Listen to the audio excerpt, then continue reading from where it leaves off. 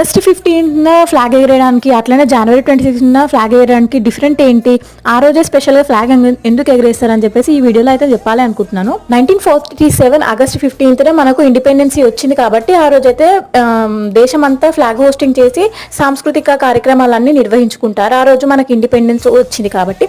అట్లనే 1950 జనవరి 26న దేశంలోని రాజ్యాంగం అమలులోకి వచ్చింది కాబట్టి ప్రతి ఏటా ఈ తేదీని గణతంత్ర దినోత్సవంగా జరుపుకుంటారు, ఫ్లాగ్ ఎగరేస్తారు కదా. ఈ డే మనం జరుపుకునేది అయితే 76th republic day. Happy republic day. అయితే ఆగస్ట్ 15న జెండా ఎగరేయడానికి జనవరి 26న జెండా ఎగరేయడానికి కొంచెం డిఫరెంటేషన్ అవుతుంది, చెప్తా వినండి. ఆగస్ట్ 15న ప్రధాని న్యూఢిల్లీలోని రెడ్ ఫోర్ట్ లో ఫ్లాగ్ హోస్టింగ్ అయితే చేస్తారు. రిపబ్లిక్ డే రోజు రాజ్పథ్ లో రాష్ట్రపతి అయితే ఫ్లాగ్ హోస్టింగ్ చేస్తారు. ఈ రెండు ఫెస్టివల్స్ వచ్చేసి కుల మత భేద ఇట్లాంటి వ్యత్యాసాలు ఏం లేకుండా మస్తు చేసుకుంటారు కదా, మస్తు అనిపిస్తుంది అనమాట. ఇక్కడ వచ్చేసి మా ఇంటి పక్కన చెల్లిని అయితే రెడీ చేస్తున్నా, వాళ్ళ స్కూల్లో అయితే పర్ఫార్మెన్స్ ఉందంట, కొయ్యల వేషము.